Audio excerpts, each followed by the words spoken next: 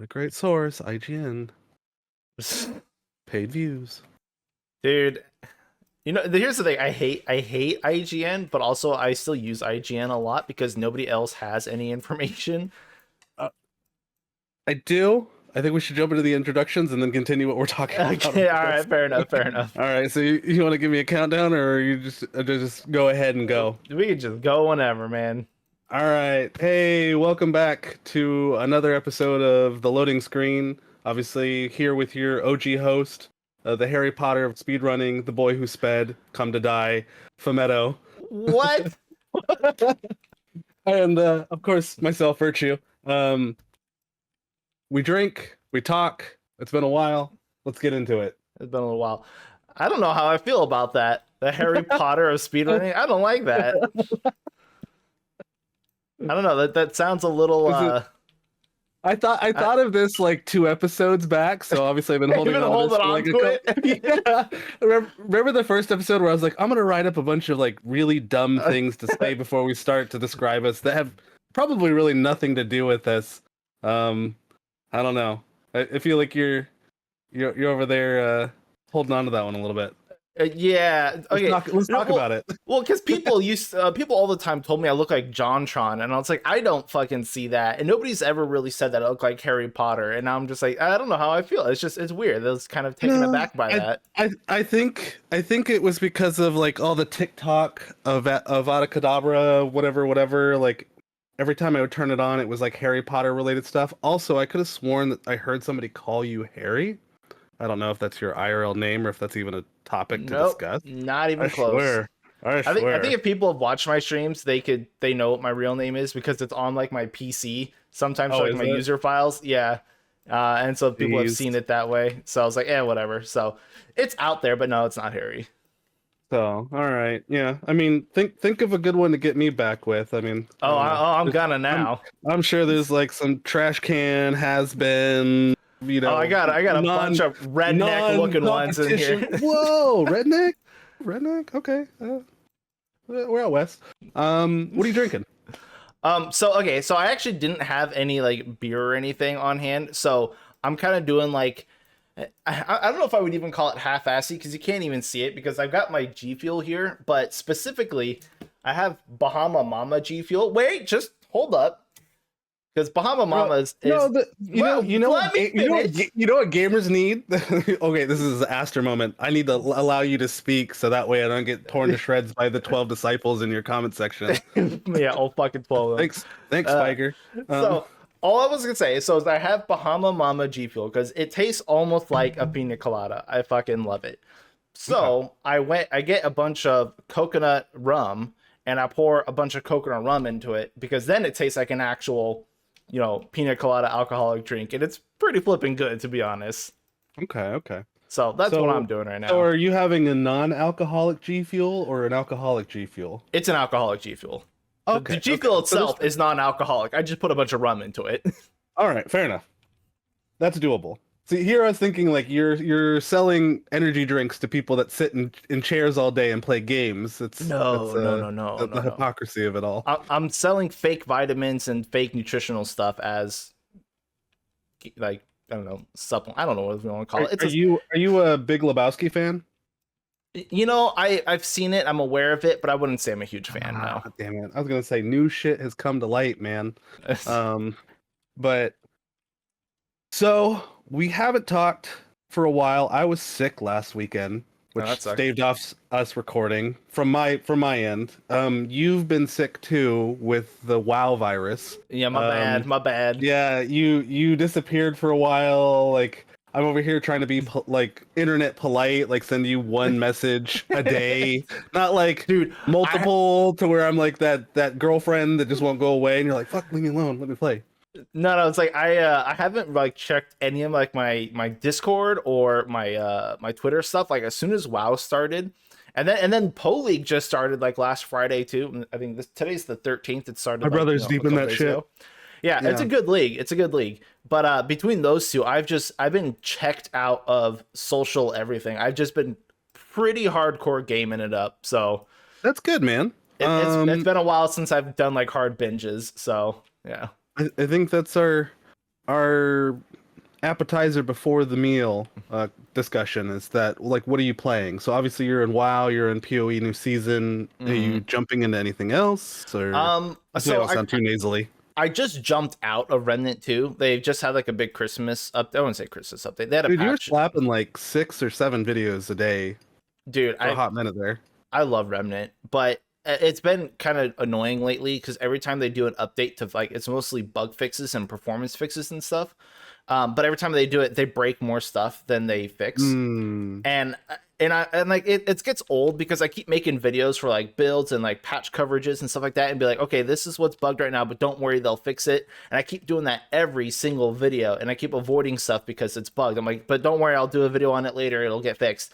Are they like 5 minute builds for like 2 day use, and then they're what, wiped over because things are breaking? Or well, so I purposely make builds for Remnant that don't include things that are bugged, so they are patch proof, so they can only ever get better. But there's so much stuff that like I've wanted to make builds on that I've just avoided because they just haven't worked. And they keep breaking more stuff, and like now like they've broken some stuff like that was already working, and so now some other builds fell apart. And I'm just like, I'm over it. So I said, fuck it, I'm not playing Remnant 2 anymore. I'm just gonna put it away. I'll wait for like the next DLC before I start working on it again. So in the meantime, I'm helping Ari and a couple other modders who did the From Hell mod for Remnant 1 work on Beyond Hell for Remnant 2, which is going to be like a complete overhaul and a fix of things because we can fix stuff a lot quicker, it seems. Nice.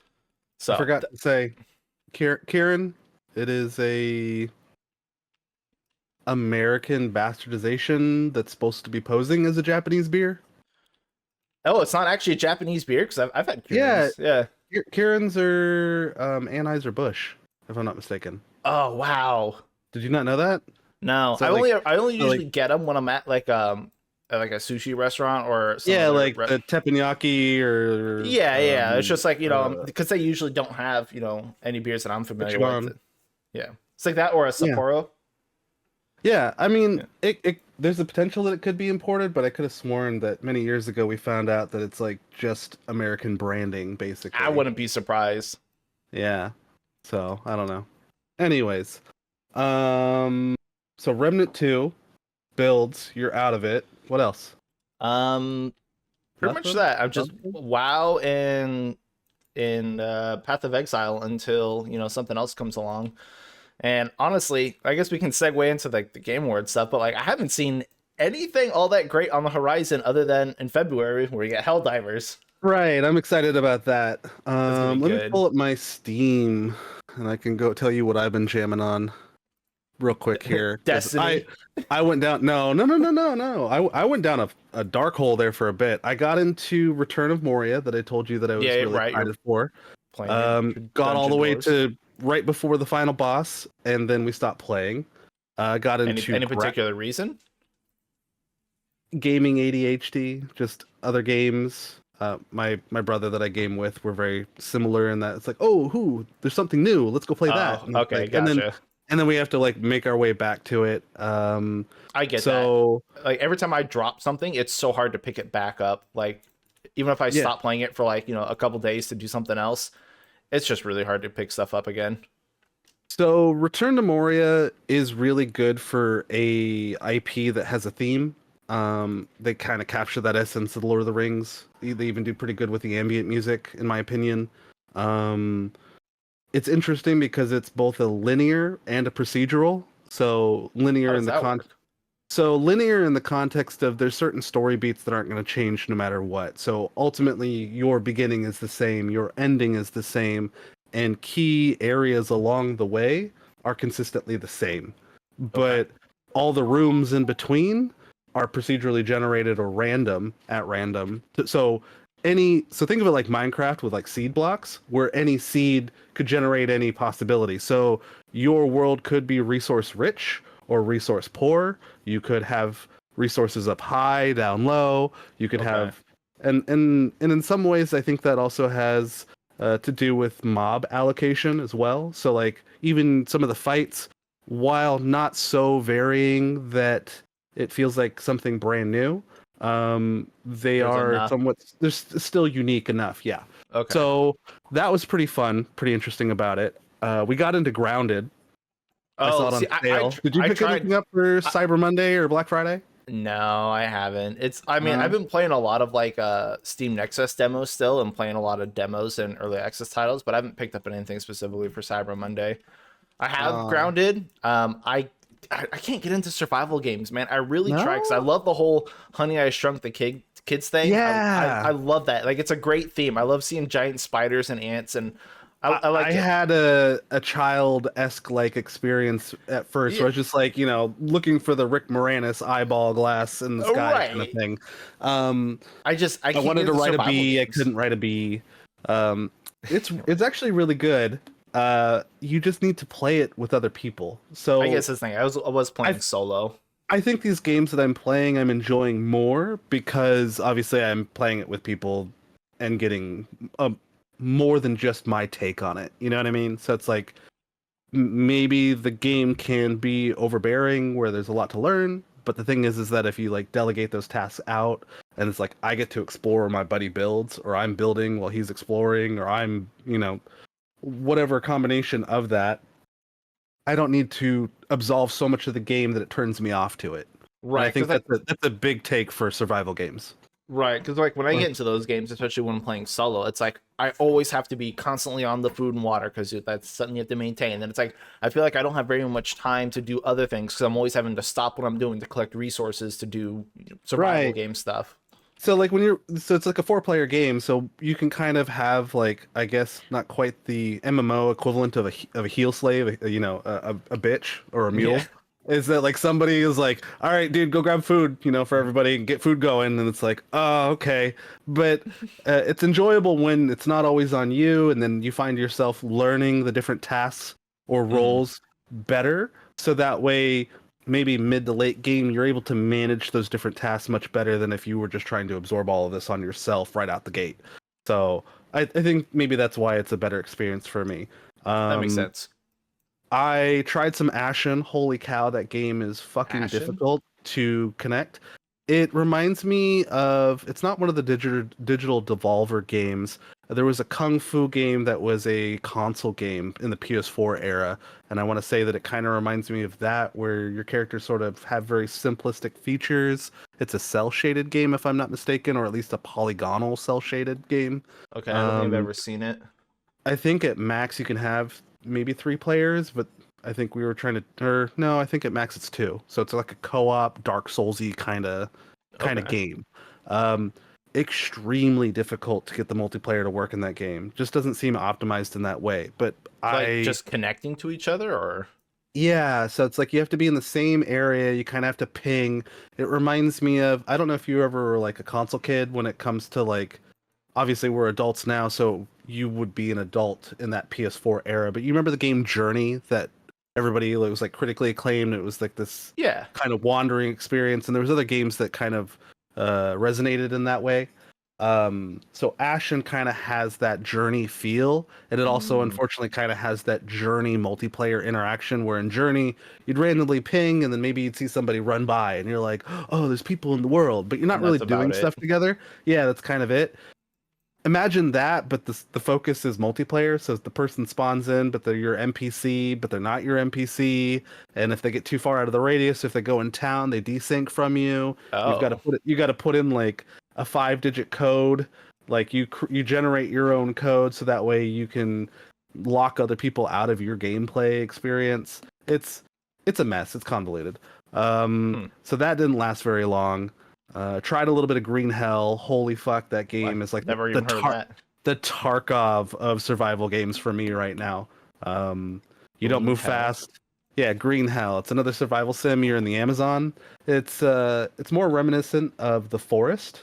Did you ever Okay. play The Forest? Again, no, I'm aware of it though. I've seen plenty of videos and stuff Ugh. on it and Sons of the Forest, but yes, I'm aware of what the I, game I is. think I But think see, like survival games, extraction games, stuff like that, it's like that doesn't hit me. this is a discussion for how we are different people. We are not the same We person play for very sure. different games. I like the only Yeah. extraction game I was really into is I played Hunt Showdown for a while, but that game stressed me the fuck out. and I couldn't keep up with it. And then I was really into Dark and Darker, but then that game is full of all sorts of shit. So Dark and Darker is like a medieval Tarky BR. I don't know. I've never genuinely got into that. Maybe I'm missing out, but it just doesn't visually appeal to me. Like, it was literally Dungeons and Dragons: The Extraction, which is what I liked. Yeah, there's a number of survival games that to me kind of have that clunky, flat, just sort of meh interaction that's not appealing. So I totally vibe that. I did pick up Red Factions, the old ones and the newer. Those games still hold up, man. They still do. The stories still hold up too. That's really good. The first and second one for the PS2 era, they have them on Steam. So I picked those up. I got Foxhole to appease my brothers. I don't know what that is, Foxhole. It's a top-down, I guess you would call that an isometric, but it's not an RTS. It's a real-time, constant world war at all times, and people are playing different like actual positions. So you have like people that are what was that? You have people on the front lines that are fighting the war and digging trenches, and there's like other people that are bringing like tanks and shit. Yes, I want to say that there's been a lot of games that have tried that. PlanetSide did do that, but PlanetSide also reminds me more of like Tribes and another game. Okay. Yeah. Here we are talking, just showing our age in gaming. I've played so much PlanetSide. Yeah. I only played it for a little bit. There was another game that was what was the series? It's a Sony exclusive series. It's got kind of that edgy future art. Everything's sort of a dark world. Everybody's kind of in masks and cloaks and shit. Oh, has like Killzone? Killzone, thank you. Yeah. I swear there was a Killzone multiplayer game that kind of felt like that. I think there was. I don't think I played it, but yes, I think you're right in that. Okay. I picked up Star Ocean 2, the remake, remaster, reimagining. Haven't touched it yet. Probably won't get to it until later in the year. That Steam backlog. Yeah, just growing. I gotta get those awards. Jumped into Helldivers for a little bit, try to get some other people loose and goosey and see how they feel about it in the preemptive of Helldivers 2. Dude, I'm so on board already. I gotta get people in the mindset to spread democracy. I got the Cowabunga collection, picked that up. Cool. Picked up the Skywalker Saga. So I think we talked about this off stream, but we need to have like a stream about like our 7-layer game dip of how many games we've repurchased over and over and over again. So this is the second time that I've bought in Skywalker Saga, the Lego one. Dude, the Lego games are good. I have it on console now. I have it on Steam. So yes, they are. They've only gotten better with like over the years. They just get bigger and bigger. Okay, so sorry, I want to do like a small side tangent. Yeah. Go for it. Because I know we wanted to talk about the Video Game Awards stuff, but small side tangent to that, we can continue on. Yes. Everyone booed me when I was watching that, when the Lego Fortnite stuff came on. And I'm like, dude, the game looks good. Like, it's a Lego game, man. And like, I know it was built in Fortnite, and nobody liked Fortnite. I didn't fucking boo you. True, but everyone else was. Yeah. But I was just like, dude, like, it looks like a fun game. I love Lego games. So I was turned off to the concept of Fortnite just because of like how that sits in our culture and the type of gamers that sort of. And I get it, and me too. I'm not a Fortnite fan. I don't care anything about it. What as a Lego game that is appealing, and then I don't know if there was a beta or if the game's already out or how that works. You'll have to tell me what you know, because I don't have all. I'm not holding all the keys here, but I do know that there's already footage, and I think like on the first day that people were in the game doing something, whether this is pre-alpha or not, they were building the 2 towers and then bombing them in Legos. So I mean, I'm not surprised. Our society at its best, obviously. I honestly had no idea if it was out or not. I just saw it at the Game Awards. I can find this out right now. That's so fucking funny. I am not surprised at the slightest that that's what. But that, I mean, okay, look, I get it. That's very off color. I mean, I don't care about it anymore. Like, I'll laugh at it. But it's like, it's funny how quickly stuff devolves into just that. Like, it's anything. Anytime you give people freedom. So you still have my little footage? Yeah, I got a little window showing up here. So. Wake me up. I don't know if this is. I don't know. I swear that they had a better one. This might be it. This is the TikTok one. Uh-oh. Gross.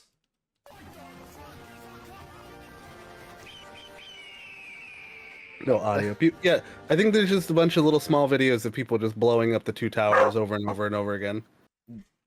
Wow. Anyways, now we're flagged, but Wah. It's Legos. Okay, yeah. Jurassic Park funny. Survival, right there. That to me looks good. Really? That looks good to you? So that's all CG. It's all CGI. They didn't show any actual gameplay. That's what I always get concerned with. Every time I see that, I'm automatically like, no. Concept. Oh, dude, I've got like a deep-seated intellectual discussion gripe about these game awards and how they've devolved over the years, and that it's just like it's whoever's paying for the big slots, so it's all the Japanese companies. Mm-hmm. The awards just get glossed over almost entirely. Dude, this year felt really bad. So could we just go into this segment? Yeah, I guess? and we waited like what 3 hours and some change just to get a Wilds trailer, which I knew it was gonna be at the end. Yeah, you seemed pretty upset about that. I was pretty upset about that myself, but it was enjoyable watching other people shit on you for a while. So. It is what it is. But so like the Game Awards felt really weird this year, where it's like the awards were like not even a part of it. Like it was all like advertisements, which I get, like it is mostly that, but it's like even like the acceptance speeches and stuff, and we're like no one got, like I think like 3 people got to go up and like do like a little like quick 30-second speech, but everyone else is just like, here's an award. Here's an award. Here's an voice award. Actor, Christopher Judge, a couple other people, but it felt really like hollow, right? I don't know. I mean, so we got away from the E3 culture because of the pandemic mostly, and then also just the absorbent cost that was going into it, and the glitzing glamming of gaming in a negative way. So we've mitigated away from these live, these big gatherings. But isn't that kind of what the Game Awards is turning into in some respects as well? It's just kind of like a big parody of itself almost at this point. Yeah, it's basically E3 under new management. It's literally the same thing. I wouldn't say it's the same thing because obviously it's smaller in scale, but it fulfills the same purpose. It's more exclusive too. It's not like we're going to it and we're able to get it. It's not like we were going to E3. Those last couple of years, no one was going to E3. Like it was only like press. Like trying to get like an actual like visitor's badge was fucking impossible. Yeah. I remember I had gone to E3 when I was 9 years old with my dad, because back then you could still just buy passes. You gotta shake your cane. Yeah. Go on. I'm old. But it's like, but that was the first and last time I was ever able to go, because as an adult, by the time, I had the money and the time to be like, oh yeah, I want to go. Like getting like a pass is like $1,000 plus hotel, plane, all that stuff. Like it was just not worth it for the experience. I've been to a TwitchCon or two, and honestly, like a TwitchCon blows. It's not E3. Okay, all right. So I brought a shittier story to your comparison to your story. Okay. I'm sorry that you lost grandma. Let me talk about my dog too. Okay. No, but TwitchCons can be pretty expensive, and that's the minimal amount of my experience with cons as far as going to them. So I mean, like, yeah, they are kind of a bit just overinflated, and you go for your friends, right? And then you spend a fortune doing it. Yeah, basically. I like how TwitchCon was in Vegas last year, and I had a house in Vegas, and I still didn't go. I was like 10 minutes away. Wasn't it like in a European Germany or like some Euro country at one point, like 3 years ago, was it? Was it? TwitchCon was out of the country? I could have sworn that it was, and that was like a big uproar because it wasn't accessible to the common man. TwitchCon 2020. That's weird. Yeah, I don't recall that being the case, but also I've never gone to one, so. Was it 20?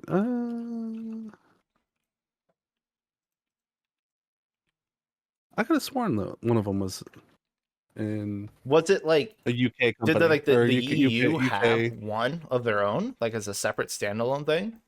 I think so. It looks like they canceled, and then there was one in Europe that was in Amsterdam. Okay. Or there was supposed to be. I don't know. I'm just talking to my ass, man. I only have partial facts here. Okay. I have approximate knowledge of all things. I'm a sub-rate Monster Hunter commentator. All right. I used to have, on the pulse, but fuck it now. So So, Monster Hunter. well, I'll say, you want Not to do yet. Monster We don't- Hunter, or do you want to go through the rest of like the video game stuff? Unless like for games that were hyped through the VGA or anything that you looks exciting besides obviously Helldivers 2, which is going to be so cool. Yep. It's American EDF. Come on, Democracy, liberty, spread it, it's freedom time. infect it. Yeah, we could touch up on games real quick. So God of War announced their free DLC. I think that's pretty cool for bigger companies to pull that kind of shit off. Now, did it look interesting? Was I enthralled? Was the information relevant? Not so much to me. Are you big into God of War though? I mean, they're on the backlog. Okay, I've watched multiple of them and played through on my own couch by my brother when he comes to visit. But other than that, well, just because the way I saw it is because like I saw it in the lens of Remnant, which was like, you know, obviously not a huge game, but a game that like I was really into. And for one of their DLCs, they added a roguelike mode, which is like what God of War is doing, and that was the single-handedly the best thing they've ever added in Remnant. It's been great. I love like little additional roguelike modes, or just even game modes. Like additional game modes is awesome, and I'm glad to see that, you know, God of War, a game that, you know, I'm not super into, but just that kind of game getting like just free infinite basically content, people can just play roguelikes for as long as they want. It's pretty flipping cool. I dig it, man. I think that any time that a big company stands behind their product and extends its shelf life in a positive way and is essentially giving back is free. Yeah. Whether that's top tier content or that's sub tier content, or it's just kind of like, hey, you know, here's a reason to go back to our game. I support that. I think that's a good play, and I think that Capcom Monster Hunter has done that in the past too. So well, that's why I think it's the same way. Yeah, like it doesn't matter for me if it's top tier or bottom tier content. It's free content that, you know, they're trying. That's all that matters to me. It's like, hey, look, they're still, you know, they take pride in their work. They're still, you know, touching up on it and adding things and thinking about it. And I mean, that's all you can ask for when they're just, you know, handing stuff out for free. Fair enough. We're just gonna bullet point these games then, I guess. Yeah, I mean, I don't think there's like a ton of highlights. Like, there's only a couple that I was like, oh, that looks cool. So Marvel's Blade, another CGI expression. I'm worried about that because that's through Arcane, which is Bethesda, which I just purchased Redfall and got. Why? No, I didn't purchase it recently. I purchased it as it was coming out, and I was part of that crowd that got picked over, and like not knowing, because I was like, oh, this will be cool to play with my brothers. This will be fun. And it was, but it wasn't, and then it really wasn't. Yeah. So I saw that too, because during like the Game Award leaks with like the Monster Hunter leak, that people were saying we're supposed to get Dishonored 3. And so when I saw like the Bethesda stuff in the Arcane, I was like, okay, cool, we're gonna get Dishonored. But then they come out with this, and I'm like, oh, after Redfall, and it's not Dishonored. You guys. Yeah, I was like, I don't know, man. No, that one kind of like I still felt like a resonant sting in the wallet on that one, where I was just like, you fooled me once, you're not gonna get me again. Fuck it. Like, one, it's a Marvel game. I'm not really big on like a Spider-Man right here, Spider shirt, Venom suit, but I love these properties becoming games, but I'm also not like 14 anymore, and I don't have necessarily the time, and that's not to say that everybody that plays Spider-Man 2 is 14, but it's just not for me, you know? It's not a game for me. I get that. Is Blade going to be a game for me unless they're really breaking into new ground and doing something interesting and different? I don't think Blade's for me. And that's It'd have to be something special for sure. Right. If it's just like a generic like superhero hack and slash adventure game, like nobody's gonna care. Yeah, if this is like a Dead Island 2 or some shit with like monotonous fighting vampires, let's go. You know, let's move on. Next thing, better. I think the dark horse of the Game Awards was Sega announcing its comeback. My god! Holy fucking shit! Because at first I was like, I didn't know what they were doing. Radio? Yeah, I was like, what is it? It's like, okay, there's just like, I thought they were just like doing like some like Sega block. I didn't realize that these were all game announcements because they were just shooting them off rapid fire. It was like, what the fuck is going on? I thought we were gonna get like another Mega Mix Sega collection for new consoles, and they do that every so many years, and that's perfectly fine. And I'd be like, okay, cool. Like, I'll spend $20 or whatever to get 20 classic Sega games or something that I can play now, and maybe they're slightly updated or have a better resolution. Obviously, I don't have to play it like this. I can play. That's no the 4:3 aspect ratio. That's the main takeaway. Or it's like this, but it's got like little art characters next to the side or something. It's framed in that whatever shit point it is. Well, and every time like they do like these upscales, they always look super blurred and washed out, and it's just been like gross. So I thought like they were doing like, oh yeah, here's like a collection pack, but we're actually gonna touch up the graphics for real. And I was like, okay, this is cool. Well, I didn't think it was complete remakes for everything. Right. I mean, you can only like repackage a turd from like 1992 so many times before talk to Nintendo. Yeah, pretty much. But so we have a listing here of what they showed, but there's other games that are in Sega's Master Collection that they didn't show, but I think might be a part of or included. So Jet Set Radio is one of the ones that we saw footage for. Shinobi, Golden Axe, Streets of Rage, Crazy Taxi. Those are all huge titles in their catalog already. There's still other games. There's Beastmasters. There's Toe Jam and Earls. There's Earthworm Jims. There's Battletoads. There's so many games that they could really pluck from and be like, let's remake this experience. And I would be total let me give you my wallet right now. You fucking take it. Dude, I haven't heard Earthworm Jim in so long. I was like, do you really think they're doing a remake of Earthworm Jim? I named 3 games that are basically the same 3 fucking games. Like Toe Jam and Earl and Earthworm Jim are basically the same game. They're basically platformers. They're basically Ren and Stimpy platforming. They're basically X-Men platforming. They're basically, Action Kid and all this other, like, it's all platforming. Sure, it's all difficult, annoying, insanely punishing platforming. The Soulsian of platforms from our childhood. But if they were to pull from some of these other titles, I think that would be pretty cool. That would be really neat. Them given life. I don't know if Sega's been just like hoarding Sega money, or for the last X amount of collections released, and they've been biding their time. I think they've been putting it on like Sonic for a while. They've been trying to ride that Sonic like movie train hype for like a long time, but it is just not really they've been paying off. They've been the whipping boy for 2 decades of gaming now, almost, like, easily. They're just like, here, let's just let me just sell you my rights so that we can keep the lights on. Yeah, because there's just all this random like nobody cares nonsense that keeps coming out. It's kind of like Warhammer stuff.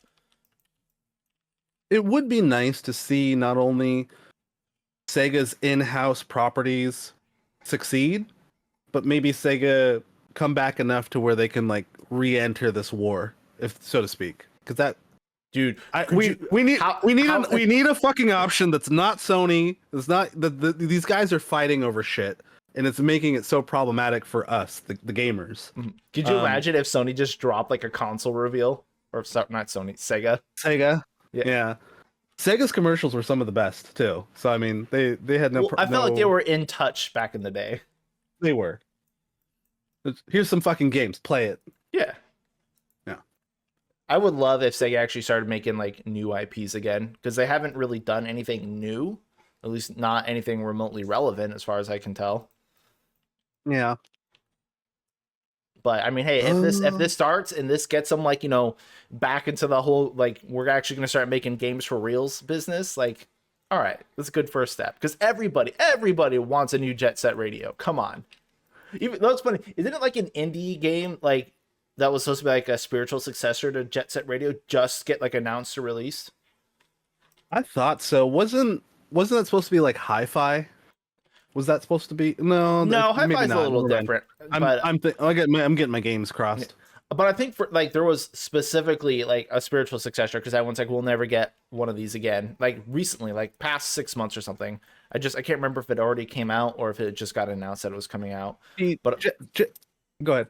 No, I was just saying, it's crazy that I was just thinking about that, and then they announced like, hey, we're doing a Jet Set Radio. I'm like, oh crap, I don't know what that game's doing now.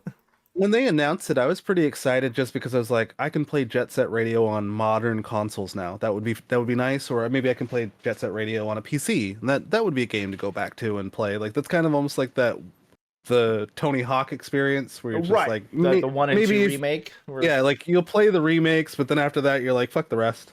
So Yeah. pretty much. Dude, I would love it if they probably will do like an entire new like remix of the score for the soundtrack. That could be nice.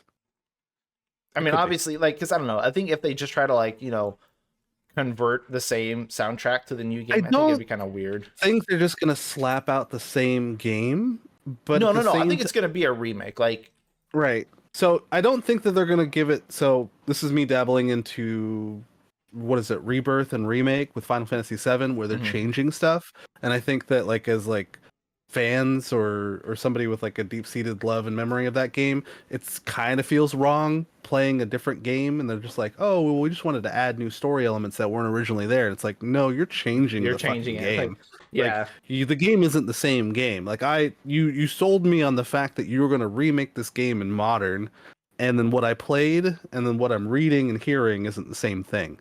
And that's weird to me. So I don't think that they're going to change. Well, they could go any direction. They don't necessarily, just all they need is the same characters, and then they can make whatever fucking game they want, and it's still a Jet Set Radio game. True. I mean, there's not much like, I don't know, story element that they can like exactly. fuck up. It's not as deep seated as like Final Fantasy. These walls are offensive. Graffiti them. Yeah. Bust a move. Oh my god, Bust a Move would be a great game to come back. Right. Yeah, I think that's the dark horse of the Game Awards. I think that was a pleasant surprise that wasn't expected, and nobody should give a damn about, but then all of a sudden you find yourself giving a damn about it because you're like, yeah, that's important gaming history right there. Yeah, I mean, I really like that for sure. Next, the finals.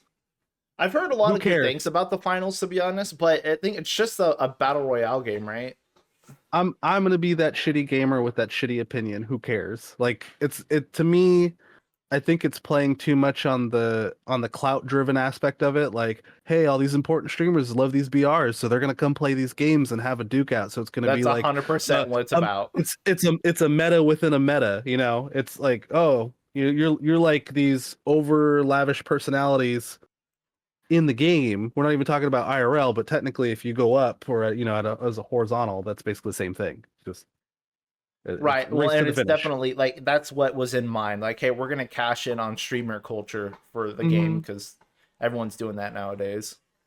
Yeah, it feels like a PUBG, a Fortnite, and then like, who's your favorite streamer? Is it Ninja? Is it Shroud? Is it whatever? Then like, you can basically play as something that looks like them, or here's your generic themes of here's some clowns, you can play as the clowns, here's some music guys, you can play as the music guys, here's some goths, where do you want to sit on the bleachers in this game? And then also play BR. I don't care. I'm not super into it. It's just not my style. I've watched a little bit of footage. I've watched some streamers that I like play it that are pretty proficient in the BR realm, and to me it's just like, I've seen better interactions from them in games that are truly ABR as opposed to like this glammed up version of an arena BR. Fair. So what is it? No Man's Sky was next on there. Light No Fire, aka No Man's Land. Dude. No, so here's the thing. I'm a big fan of No Man's Sky. I did buy it actually when it first came out, and I was super pissed. Same. I didn't pick it up for like 2 years or something. And I like what they've done with No Man's Sky, but No Man's Sky still has a glaring flaw that they've never fixed to this day, and that the game is fucking boring. There's no sense of urgency. None of the AI is any good. It's the combat shit. Everything about it is bad except for the exploration part of the game, which, I mean, obviously it's a huge part of the game, but there's not enough there to hold my attention. And now, right, so and I thought, well, it's more economy than it is skill issue. Yeah, economy issue. But I was just saying, like, I don't know.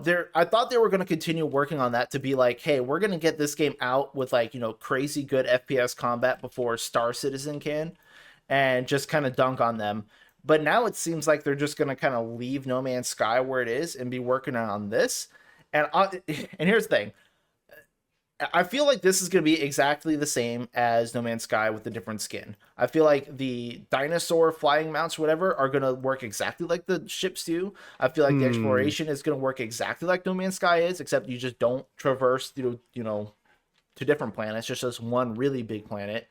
And I feel like it's literally going to be the exact same thing with the different skin, and that it's not going to be any better. And in fact, I think it's going to launch almost as bad as No Man's Sky is. I don't think they're not good at keeping promises. Clearly, like they can work on stuff over 7 years, but I don't think it's going to be as good as they show. I think I disagree with you a little bit in the main way that you were saying that, as far as like they don't keep promises. So like, I think that they came back and they put in the love that they always believed that the game could have. But they put their foot in the mouth. So Sony footed the bill. Said, hey, here you go. This is similar to probably a Destiny situation where, I don't know if you're aware, offshoot or rant of like 7,000 displaced game developers and or creators as far as being fired in this industry right now. Yeah. Not having our charitable moment here to sound all, so pious. So the gaming industry is getting fucked by the standards that have been set. Take this back to when No Man's Sky was announced, and this is a small indie company that had an idea for a game that could have very easily been a game that came out, some people liked, some people didn't like, and then, over the years just kind of falls to the wayside, and it's just that little gem where it was like, oh, that was something interesting. Sony came in, saw a game, saw an opportunity, put their name on it, and then gave them, I guess, more backing. But I think this is similar to here's how I'm drawing my line to Destiny, is that Destiny recently was purchased or acquisitioned by Sony, and basically Bungie was allowed to keep creative rights and control. But we're only finding out now, after people being laid off in that company, is that they need to have a certain quarterly return for Sony, otherwise Sony takes control. So they basically fired off people to be able to afford to pay the bill to Sony, so that way Sony doesn't take over their business. I didn't know about that. Yeah, and I think that that's very similar to probably what happens to these small indie companies that get bought out by Sony. Of like, hey, we're supporting your game, we're promoting your game, we're giving you this but purchase they have like slot. a deadline of like, we need to be paid back by this. Correct. So, this is also how some games are getting through, or like under that radar, to where like these games come out and it's like, what the fuck is going on? Like, this isn't a finished game. This isn't a good game. This isn't a working game. Obviously not done. But the thing is that like there's this crunch time. There's this factor of like, well, we don't want to lose the house, so we gotta sell the children, and do whatever we can. Pretty bleak way to go about it, but yeah, okay. So I think that's kind of what happened with the whole, and Sean Murray was never their marketing guy. Like, if you're going to take somebody out of the team that's essentially a team lead and then put them in front of course they're going to say like, yeah, we have all these ideas, but you can't necessarily just sell the idea. There is, some level of criticism there that also needs to be met with truth, I guess. And I just don't think they were far enough along to be able to really to give that. Right. They said a lot of stuff that they really shouldn't have. Right. So not only is that like your Cinderella story or your big comeback for the underdog kind of situation for No Man's Sky and that team, but I think that the takeaway is that we, the consumers, put so much pressure on these developers. Like, oh, you said that there's going to be multiplayer, so I'm going to be able to go here and my ship with my friends. Yeah, sure, maybe. Like, it was just a lot of those interactions where it was like, you mean I can do this? And it's like, maybe. And it's like, well, you mean I could go here and I can kill these people? Maybe sometimes. It's the wrong people conveying that information in the wrong time, and then obviously us all just sinking our teeth in and saying, all right, well, they said they're going to do it, and then when they don't, I guess we're disappointed. So I think No Man's Sky was also a game that that was more drummed up by the consumer than it was actually the developer. Well, I mean, they went on I don't know how many fucking like press tours and like TV shows and stuff hyping up the game. It was their fault. It's not the consumer's fault at all. Like they went on Okay. every daytime talk show, TV show. They went on like Stephen Colbert. They went on like all sorts of places showing the game off and hyping up the game for everybody, not just like the gaming people, like for everybody. You're not wrong, but our take on that is different. So, but So let me ask you. So, given that how No Man's Sky ended up and kind of where it's it's at, what makes you think that this next game is gonna be it's gonna be fine?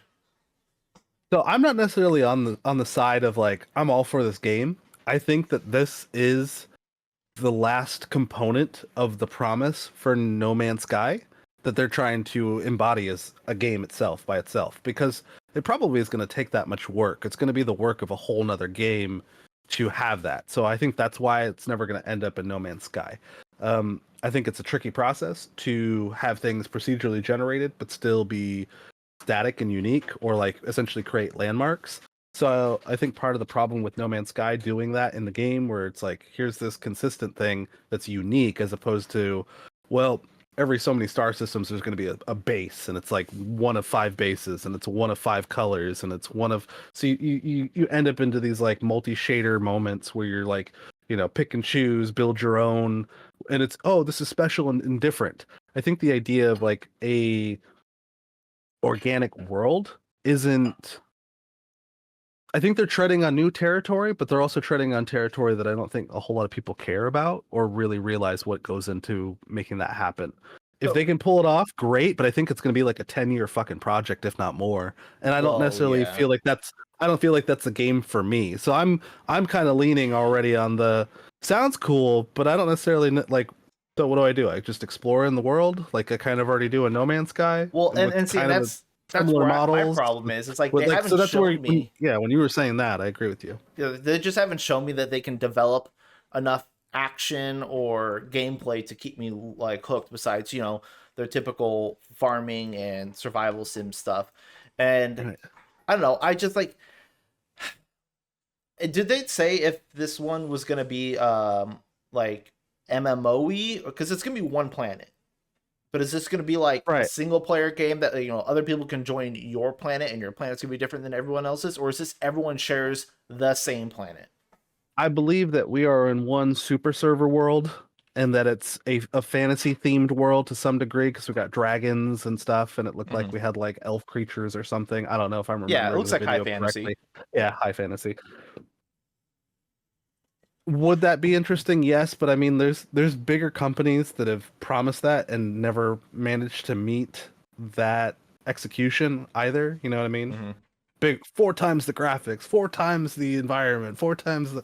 It just, I don't know. It screams Bethesda to me all over again. And it's like those games are great for what they are, and what they accomplish, but at the same time, I don't know if a little indie dev company that obviously has been putting years and raking in money as well at the same time for a pretty decent product, a pretty polished product for what No Man's Sky is now, could they make No Man's Land? Maybe one day. But here's the thing. I see your reasoning, but I would say it would have to be something like an indie company, because the big AAA studios who have the funds to do it aren't going to take the risk to do it. I think they know better is also part of the reasoning there. Like, but that's why it would have to be an indie company. They have to be like, fuck the reasoning, and I'm gonna do it because we want to do it. Like, this is our dream, our thing. Like, yeah, big game companies might know better, but it would have to be a smaller company. Yeah, look at the Rust and the Arcs and all these, and mind you, a lot of those are survival sims, so they have a survival loop, and that's what the main factor is. But even with those big expansive worlds, more often than not, it's still, the goals are typically A to B to C, or I need this and it's over there kind of thing. So what do I do in this world-sized world? Do I kill everybody? Do I get armor? Do I sell stuff? PvP mode's on. Yeah, all day, just start griefing everyone. Well, I mean, because that's what it's gonna. That's the thing, is if we're all in like a shared world together, regardless of what mechanics or safety nets are in place, it's going to come down to people just griefing the shit out of each other, stealing mobs, breaking bases, building elven 2 towers and blowing them up. Yeah, it's exactly shit like that. Like, it's always going to be people harassing other people, because that's how the internet works. And they're gonna be like, it's gonna be on Xbox. I'm gonna be like, I'm never gonna touch that game ever. All 16 people can just sit there and build their 2 towers. Mm. All these 9/11s happening all the time. Just too much. There was more DLC announced. I think Final Fantasy 16. For some reason, I hear conflicting stories on the internet. Some people, like, some stories are basically like Final Fantasy 16 bankrupted the bank for Square Enix. Did it? And then I thought it just didn't quite sell as much as it wanted to. I thought it sold more than it cost to make. I don't know. I don't know what to trust, and I think that goes into where we're at with both game journalism and marketing, like that it's so skewed. Like the algorithm has taken over gaming knowledge, and everything that's out there is just meh. Yeah, it's just gibberish. Well, if someone knows, let me know, like in comments or something. But I thought in the West, because 16 was kind of made for Western audiences, it sold really well. It just didn't do well in Japan, and that's why they got really pissed off about it. Everything that I've seen kind of shows that it was sort of like a clunky, dumpy Final Fantasy game. Like it didn't nearly sell as much as they thought it was going to sell. It didn't do what they wanted it to do. People didn't receive it the way they wanted it to be received. So Interesting. In terms of like, you can make for like when it comes to cinephiles and movies and stuff like that, you can make like this multi-functional $300 million movie, and if it's only netting like $70 million, it's like, wow, that's a lot of money. but the problem is that it didn't make back what went into it, and I think that's where I seem to be seeing a lot of interaction. Is just that like this game didn't make back what they put into it. Like, okay, it sounds like this was like a big budget game. Yeah, I thought this was a big budget. Well, I mean, I don't know. More research is required. Yeah, obviously. Fair enough. Yeah. Talking to my ass. Rise of the Ronin. I thought this was gonna be like a Neo 3. It looked like it. It kind of looks like it might be a Neo 3. Just saying. But I'm a big fan of the whole samurai with a gun. Like, I'm a big fan of the samurai. I think every so many years we get like an influx of very traditional Japanese stories, but maybe not necessarily always executed in a good. Like there's just, it's more meat for the grinder than it is something of substance. Well, but like in the last few years, we've gotten some really good like Yakuza games and Never like a Dragon games and stuff that really good. Japanese. I hear those are like games with like 100 games within the game. Yeah, like, pretty much. Like they're game games. Like they're games with mini games and side games and stuff. Like they're full-fledged like games from like how you would remember them from like the 90s. Like it's not just hey, this is a shooter. It's like, no, this is like a game, but we have like all sorts of like weird mini Bomberman game experiences. Go catch your fish and go play go-karts and punch somebody. Go drive around this forklift and like arrange these boxes, and then go to the arcade and play like a crane grab game, like all sorts of weird shit. Like it's like a story game and a fighting game and an exploring game. Yeah, right? like there's all sorts of stuff going on with it. But like they've been receiving really well lately, and I don't know. I think the Ronin games are going to be really good too. Like I haven't seen much of the actual gameplay, but thematically and story-wise, like all the other samurai games have been pretty flipping good lately. So I've got high hopes for it. It's just got to play good. They did show one game, and I think we were thinking it was going to be like the next Tenchu. A lot of people were saying that in chat. I think I was saying that too. It was like, oh, it'd be cool to have a Tenchu game. But then I was like, Ghost of Tsushima was technically like Tenchu's spiritual successor, in my opinion. Even though it's one samurai to ninja, whatever, But dude, I miss playing Tenchu and Tenchu 2 on the PlayStation. Like the best part about it, map editor was so cool. So because me and my brother used to play, we used to like design maps to challenge each other with. It was really fun. So is it kind of like the Hitman challenge where it's like you got to assassinate these people this time without being seen with these tools or that kind of stuff? Yeah, pretty much. You get like a set of tools, and there's of course a bunch of different enemies, and then even like boss enemies that you actually have to like fight, because it's a FromSoft game. Tenchu's a FromSoft game, so they do have some really hardcore combat mechanics. But yeah, basically you could just do like a map editor where you get a level and you could build out all the layouts, the ups and downs, the enemy placements, what you can have equipped and stuff, and just challenge people. I think it was the second one on the PS1 and the third one, not the first third one on like In the Shadows or something on PS2. I have them here. Wrath of Heaven. I think I don't that was think I the one played that one, to be honest. where it had finisher moves that got like really elaborate. So you could like Ooh. stab people through like paper doors and stuff like that, and pull them out and then behead them and then jump into the shadows. Those are cool. Uh, Skull and Bones. Dude, I can't believe that That game's actually coming that out. that's Black Flag and Sea of Thieves with an FOV slider, basically. Yeah, So, like, because but I look at it, I'm like, what is different between that and Sea of Thieves? an FOV slider. Okay, I was like, everyone was so hyped for it, but I was like, Graphics. why? It doesn't look any better. Sea of Thieves is This cartoony, I get it, but like, I don't I know. think this game is in my opinion, my take is that a couple years ago this game sounded great and I was pretty excited for it. But that was a couple years ago. Where we're at now with games, it doesn't really match like everything else in slot. So kind of feels like the odd duck out. I don't know. Yeah, yeah. Like I it's just like, think oh, it was weird cool. because like it was delayed so many times. Like we've heard, this is one of those things where like I get less excited for it because I've known about it for like 8 years, and you're just Mhm. like, okay, so finally out. I mean, I don't. The hype's like drained at that point, right? It's kind of like The Last Guardian or Final Fantasy 15 or like a Kingdom Hearts big title. It's just like, bro, I've been waiting half my life for this shit to come out. Like, I don't care anymore. Yeah. I lost the spirit. But no, Skull and Bones. I want to say that I'll probably watch some early footage as far as when it's released. See if I don't it's know if I'm good. gonna. I don't know if I'm gonna jump in right at the gate. I might wait it out a little bit. There's a lot of games that I've bought in preemptively, like, oh yeah, and then I'm like, bro, I fucked Why? myself. Dude, Redfall. I stopped buying games. Literally, the only games that I pre-order these days is Monster Hunter. Like I haven't Helldivers. pre-ordered. I pre-ordered already. I still have it. I'm gonna wait. Yeah. I'll buy it the day Yeah. of, but Okay. like I'm not pre-ordering it. You're not a super citizen, sir. Your No, democracy is weak. my freedom is lacking. Yeah. What else was on there? I'm waiting for the. Would you like to know more? The That's Super Troopers. The Starship Troopers Starships, sorry. game that's in early access right now is actually really good.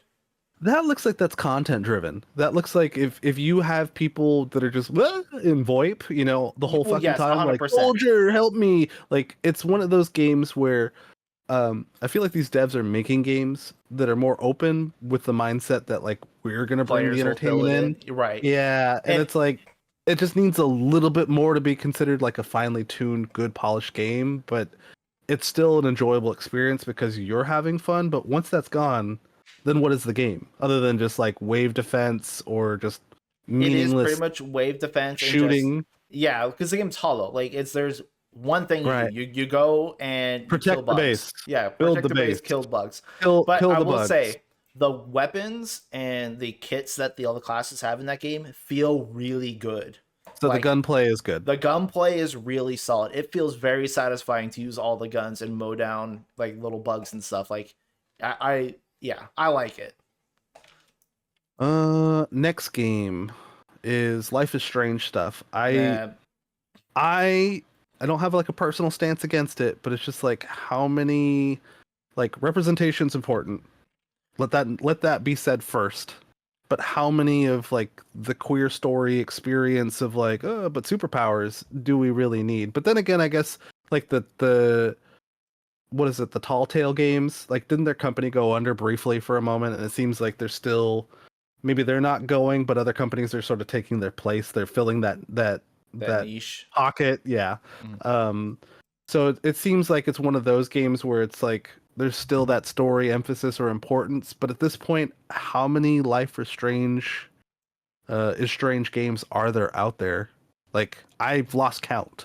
Like this is starting to become like the COD of that scene, of that genre. If that makes sense. See, and for me, it's like I don't even care about any of that representation stuff. It doesn't matter to me. It's just more.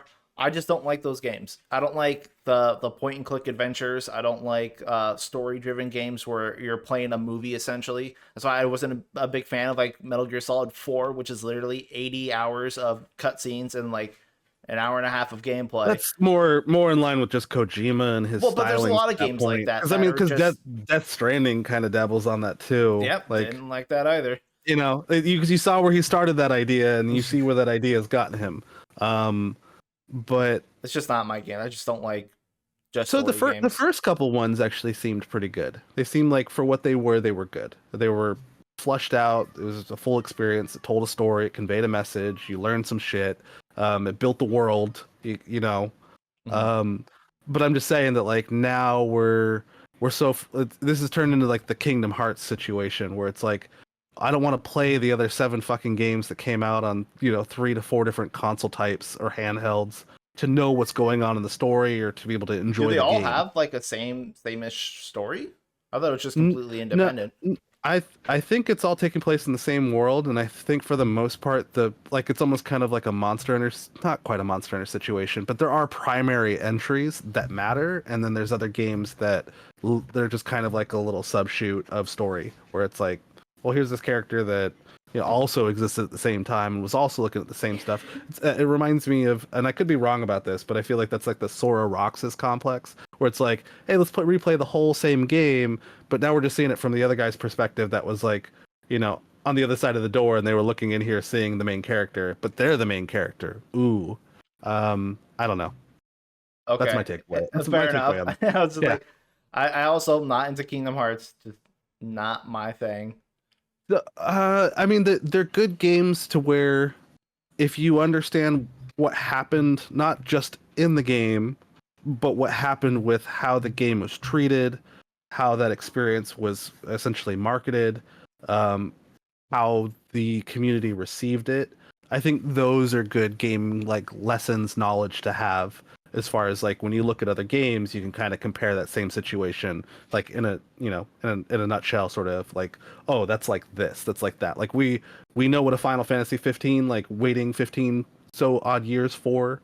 We know what a Dead Island 2 waiting almost 2 decades for. It's like these games lose their steam. That's not just a concept, but that's an actual happening that you can then compare to other games. We know there's some big games that have flopped out the gate. So like that's another scenario that, other games can kind of follow in, or certain companies have those traits. So I just think that the Kingdom Hearts scenario explains like an idea of what happens in gaming, where it's just like they lost people. They lost their audience. Or I mean, if you same thing with like Monster Hunter. Like we started out as a console-based game, and then we got into handhelds, and we lost an audience. We lost an online community. We lost a in-game interaction. We lost a time frame for our player bases, or the imported versions of those games. So like there was a big period of time where we had downtime and people were just playing the same games. So it just kind of tells a message, I think, Fair enough. that gaming experience. Small tangent. They're bringing back Dragon Ball. Here's my negative stance, is just that how many of these games do I have to replay the Saiyan Saga, the Cell Saga, the Buu Saga? It's okay, like, but the other thing is like, can we meet new ground? Can we have a new experience? Can you just go somewhere else? No, you can't. But also, did they even show any gameplay? Because I think it's a phone game or something. Like I don't know. Like, because all the DBZ games play exactly the same. It's either like a phone gacha game or it's a button mash and then shit goes. It's a fighter, and now they have open world, but it's a fighter. Like, oh, I'm flying around and picking up, the energy balls, and then I land, and now we're in a fight. It's a fighter game again, and then I go to a little hub and I'm a little chibi character, and then I fight, or I don't know. They basically have the Street Fighter, or they have like the open world fighter. It's kind of where they're at for me. Fair enough. I don't know. Just kicking them while they're down. So apparently the Ori developer is working on a new title. I'm still waiting good. I'm still waiting for information on Silk Song. I know that's it's never coming game. Out. I like how the award for most anticipated game, Silk Song, wasn't on there. Like how? That's the only thing anyone ever talks about is where is Silk Song. Silk Song ended up in one listing in the Game Awards, and then there was nothing. I don't even remember what that was. I think it was most anticipated game like last year. Or I think maybe last year they revealed it and said, hey, we'll have more information soon, which is a lie. Mm-hmm. But the new game from Omen or who did Ori. That one's looking good. It's like it looks like an ARPG, but with that really nice hand drawn aesthetic. Peggy 18. Peggy 18. Oh yeah, this one did have really good looking art. Yeah, like it looks pretty. It has a weird thing going on with the lighting, where like the lighting shimmers from side to side, and oddly enough, I like it. It also looks like it's kind of another one of those high fantasy knight, but then it's a Diablo, but then it's, I don't know, like old school gauntlets. Yeah, oh, Gauntlet, dude. Yeah, it actually does look like Gauntlet, kind of like Gauntlet. But like, I'm in for it. Like, sure, it might not be a game I'm gonna, devote 100 billion hours to, but it just looks pretty, and like, if the combat's halfway decent, then I'm gonna play it. I agree. Some of the art style reminds me of the more recent era of CGI little flicks that we get with League. I'm not a League player. I don't like like the arcane stuff. Yeah, it kind of all reminds me of those little stories that they tell. Sometimes it's also the styling of Apex. I think we're in the era of cell shaded, where everything is some version of cell shaded. It hits on some things and it misses on a lot for me. I just kind of want to see more originality out there in the gaming world, personally. That's fair. Yeah, that's just my 3-second take. BioWare, aren't they the ones who did Mass Effect? So they got Mass Effect and Dragon Age and stuff. Yeah, so it looks like they've got a new a Destiny killer, Destiny 2 killer right here. This is so generic. I do not care for it at all. Like the last couple BioWare games have not been any good, so that one's not giving me much hopes. Yeah. And have you noticed that a lot of these games that were shown are trifold? So they're Sony, they're Xbox, they're Steam, or they're PC rather. Well, yeah, they had it's like they have to have all the big titles that will go for everybody. No exclusivity here, no fan base wars, nothing. Like this is all happy, fun, go lucky times at the Video Game Awards. So the guys who did Goose Game, next game, is Big Walk. This was that Aussie game. This is probably one of the weirdest fucking looking games that I've seen in a long time. It looks so bizarre. I was like, what the fuck is this? I've got a buddy that's an Aussie that I game with off and on, and he's a pretty cool kid. And I feel like this is him envisioned as a game. Like it's just like some of the shit he says. It reminds me of like how random this is. I don't know if they took like Google Earth and they just put like shit in it. Like I feel Play-Doh or something that just in the world was.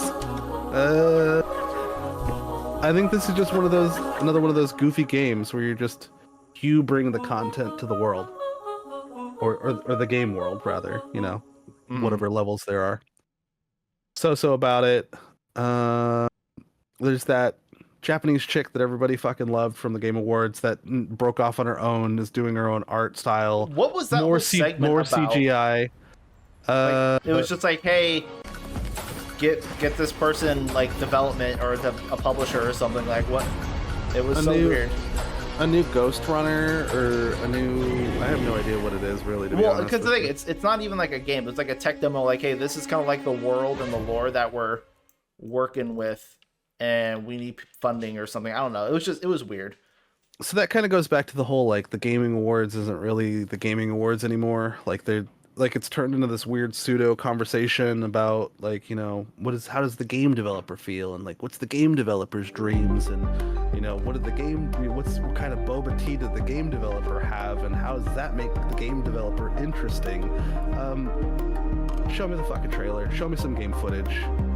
Dude, I'm tired of all these announce some awards that are not gameplay actualized. Trailers. Right. Yeah, there's just like here's like a 30-second CGI cutscene. I'm like, cool. What the fuck was that? Like, what am I supposed to be excited for?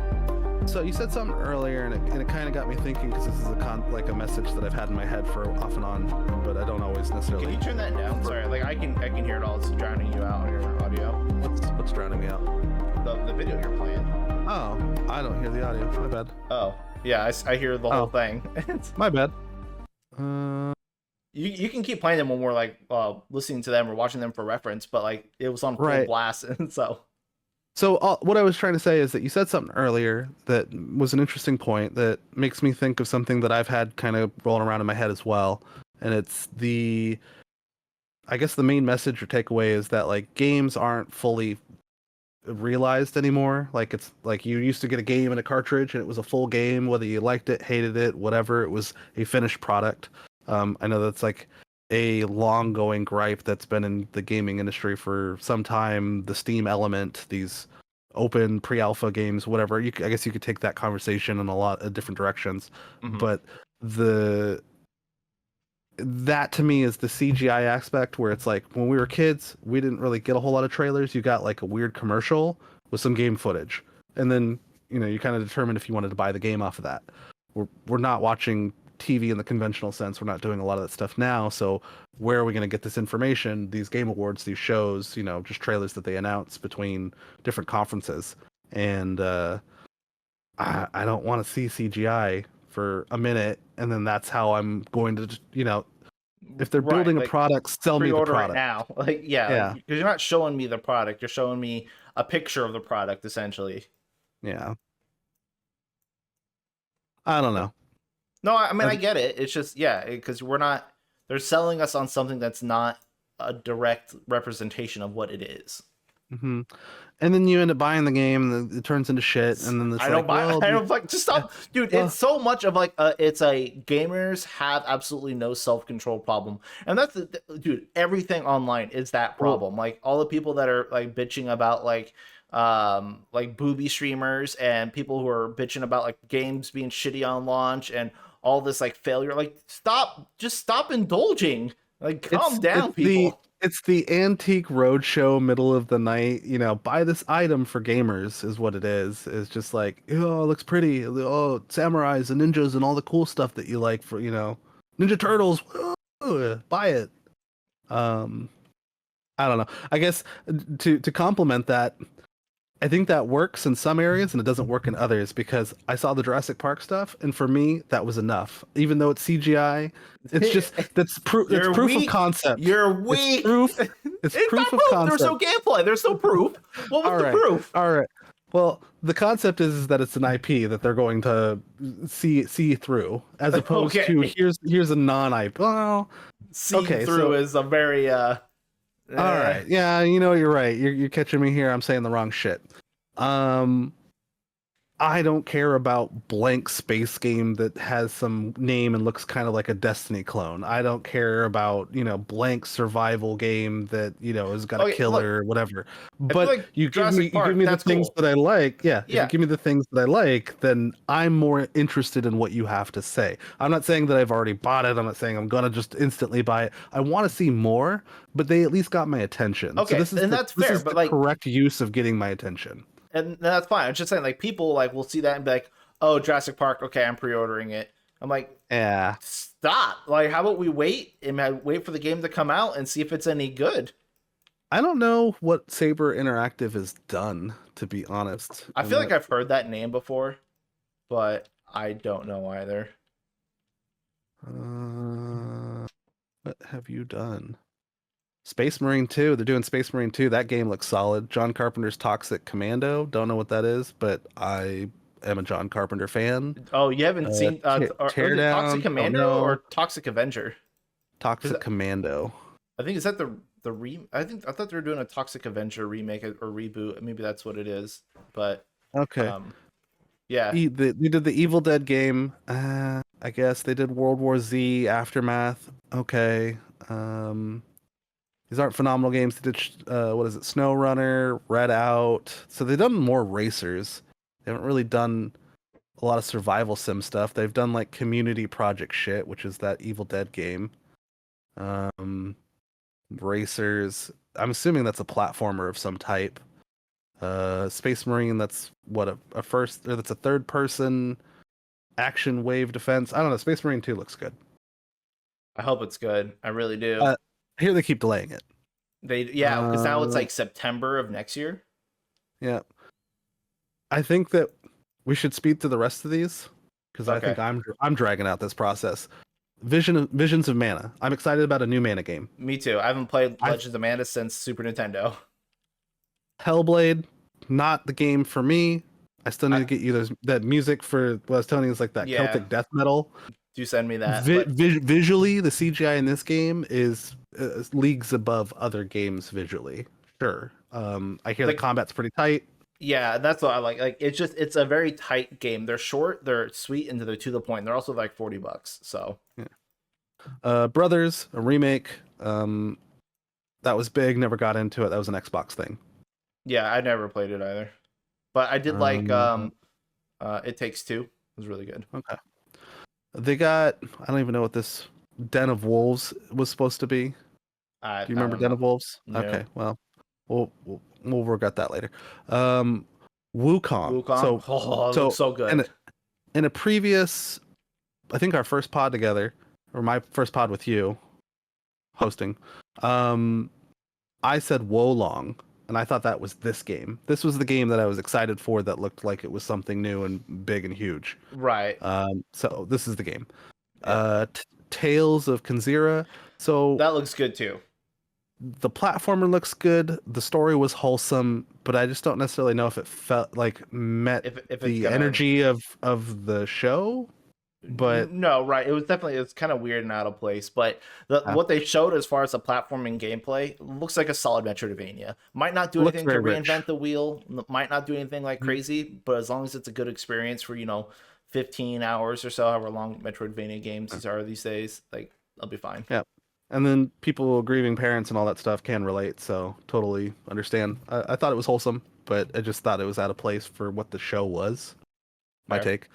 Palia, I don't know what this is. This just looks like another. It's a farming game. Fuck, who cares? I don't know. Outlast Trials, scary game with decent graphics, being scary. I don't play these. Neither do I. Rise of the Golden Idol, looked weird. Kind of got like that Nickelodeon acid visual style to it. I don't know if that's for me either. Dusk Falls. I don't remember what that was. I don't remember either. Last Sentinel. Meh. Is that like Detroit is human rather than becoming human? Okay. We didn't get like any actual gameplay, so I have no idea what it's going to be. Yeah. So I More can't CGI be excited ruined for stuff. It. Yeah. Zenless Zone is this like Guilty Gear art and another Weeb game. I think everybody that was watching was like Weeb game. Weeb games. What was it? Space Marine got pushed back to like the end of next year. I hope it's good. I really do. Yay. It looks amazing, but it can't be excited until I get to play it. If it goes back even further into 2025, I would say that this game died in my mind. Like that's probably because once 2025 comes out, we're like Monster Hunter. Yeah, pretty much every other game is slabbed at that point. Mecha Break. I thought this was a Gundam game. I thought this was like it was so weird. We thought it was like Zone of the Enders. I thought it was a Zone of the Enders game too. Yeah. Yep. No, but it looks like a generic mech game. I was just like, all right, whatever. It's mech games. Yeah. And then First Descendant. This is one of those like Korean Fantasy Star, just sort of meaningless, no substance. I played the alphas blah, blah, and stuff, and it's not. The gameplay does not interest me at all. It's so floaty, I played an lightweight. alpha. Yeah. It's an anthem, but it's like an Asian anthem. Pretty much. Not for me. Like the characters character models are good. This art style is interesting, but it's not enough. Guilty Gear. I think you talked about characters. I like coming Guilty back. Gear. It's a good fighting game, and also Elfelt as a DLC character is cool because she's from the last Guilty Gear and she's with guns. So it's gun. You like it? It's guns. Banisher. Here, this is good. Seeing stuff on it looks good, but at the same time, gameplay. If I have to wait too long for it, it becomes not good. I guess. To me, it looks kind of like Evil West or something. Like it's just going to be like a good cinematic, gameplay. You just go through it for like 15, 20 hours and call it a day. It looks good enough that I want to try it. First Berserker. Weeb game. But an anime that people love and treasured, but still weeb game. I don't know. Supernatural, cool idea, but I'm kind of overseeing games that look like this, where it's like the small little world, small little story, or sometimes like not this game specifically, but it's like games that look like this, but they're like furry games, and it's like I don't know who you're trying to get, but it's not me. Like I don't know who this isn't next, GOAT game of 2023 or 2024. Um, Pony Island, I don't know. I'm not doing these people any credit. Dude, A musical game. musical I mean, game. is that like the handheld Final Fantasy Symposium? You know, like those were rhythm games. Is this a rhythm No, I musical? don't. The thing is, I don't think it's a rhythm game. I think it's a Okay. story game that's about music, which again, Yeah. I don't care for. This Dead Cells spin-off. So I think Furry Dead game. Cells as a platformer was interesting, but like this is almost kind of like this is the Paro Island equivalent of Dead Cells. It's just for a game. I didn't even care for Dead Cells all that much, to be honest. Thrasher, I don't know what this is. It looks old. World of Goo. I was excited about World of Goo World of Goo 2 should just be because I fun. played that. So if that was, I swear that there was some interactivity in like the PSP that like if you moved it or did things, it did Yeah, stuff. it had but like I motion could- controls and stuff. Yeah. So I imagine that Gyro. There we go. this is like next gen where like your PS5 controller melts into goo in your hand and you feel the goo or something. I don't know. Arc Knights Weeb game. Sony Weeb game. So Suicide Squad, looks another one of these awful. like generic I don't know. superhero games. I think DC just signed some contract with like a company. It's like just slap out 4-player garbage in our themes. It's like it's the most generic like game I've ever seen. Yeah. I mean, it's kind of like all those other games. Ready or Not is I think already out or was already out. They're just I think 1.0 it's been in early access for like 2 years. I saw some trailers on it and stuff. It looks pretty good. I don't know. I might pick it up if enough people play it. I've thought about it, but from what a buddy of mine was telling me, that it seems like it would induce his PTSD. So it's that, I guess, that realistic or that. Jeez. Yeah. So I mean, maybe it's that, or was thinking Insurgency or something. But one of those shooter games. Honkai Star got Wii mentioned. games. Yeah, in the mobile. GTFO got brought up. I guess they finally reached the end of their cycle. Couldn't I get think into GTF. it. I played it. I liked it, but it's not fast enough for me. It's too slow, too methodical. Like it needs to be. You need to be able to move faster in the game. I'm sorry. I hate that I have to rely on everyone doing their job properly. Also agreed. I think I joined like a special Discord for that. Asgard Wrath 2, don't know, don't care. That's a metagame, so we're talking VR, StarCraft, what is that? Like Stormgate. I think those are those lane crawlers. Oh my god, I was the so League series. No, Stormgate was the game that Frost Giant's making. It's like Frost Giant's a studio that came out of like a lot of the old Blizzard devs. And they made their own, like they made their studio, I think it was like 5 or 6 years ago. And so this is their debut title because they wanted to make RTS games because obviously Blizzard doesn't want to make those anymore. And I was like, cool, I love RTS games. Warcraft 3, StarCraft, all that stuff, great. And then they show this, and I immediately got deflated. And I was like, this looks like trash. Like, I don't care for it at all anymore. So now I'm really sad. I think we should talk about the elephant in the room, which is Monster Hunter Wilds. Yep. And yeah, we're there. We finally made it. We're Delayed. here. But you should clip this right here so that I can step away, use the restroom, and then I've been chugging 4 different drinks. All That's right. it. My one restroom break of podcast. Okay, so All right. yeah, Monster Hunter Wilds. Wild, huh? So obviously it got leaked. We knew it was coming. Yeah. So I don't know if you want to start with that, but the entire Game Awards, I'm like, where's Monster Hunter? Ryozo's there. They showed him right in the beginning. The whole time, everybody was just like, I watched you slowly devolve, and just even some of my buddies, I got them to watch you, and they were cracking up. They're like, he's just getting more mad. He's just getting, he's so pissed. Like every time they announce another game, you just see like, I almost think it was like every 20 or 30 minutes, you're just like, where's Monster Hunter? They're like, I've been here for like 30 minutes, an hour and 15 minutes, 2 hours. Like, where's 3 Monster hours, Hunter? 4 hours. It took forever. It was pretty rough, man. But so we got it. So Are you happy with the trailer? Are you happy with what you saw? Was it enough? Are you satiated? I want to say yes and no. The trailer didn't show much. It showed basically like some of the locale and like I guess the theme of the game, and that was about it. And that's enough because obviously we know with the Monster Hunter gameplay loop is going to be like. They might change it up a little bit, but we know how it's going to play. Of course, the thing that everyone wants to know is, where is it? What's the gimmick? And, what's going to be new and different for this game. And so the trailer did show a good amount of that. I have mixed feelings on the trailer. Initial impressions were obviously cool, great. Monster Hunter, I saw it. We know it's coming out. And then we saw the 2025. We're like, oh, God, it's not coming out for a long time. So now I can't be excited. Fuck. Because it's not coming out for almost 2 years. Like, we don't know, and obviously they're not going to show us any more information until the summer. But I liked in the fall trailer. Too. What, TGS? Yeah. I like the trailer. I like that we got it. I can't say that I'm overly excited for it because obviously we haven't seen much. But also, I don't like the art style because you don't like because it's World Point 2. It doesn't look like World. I like World's art style. I think this is like a mix between like World and Rise. Like it's a lot more fantasy looking, less natural looking to me. You're saying that doesn't look like World? I mean, it does. That looks like World. I mean, obviously this is gonna be a new world. Like it's New World. I just think the color, how high contrast it is, and the effects. We've already seen there's a lot of like crazy effects going on.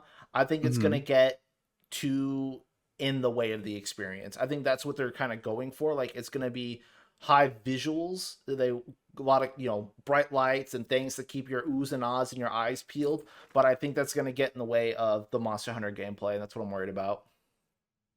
You feel like that happened in World? I feel like it happened in Rise. I liked it in World. Granted, World did have a lot of shit going on in their condensed maps, but I think it was significantly worse in Rise.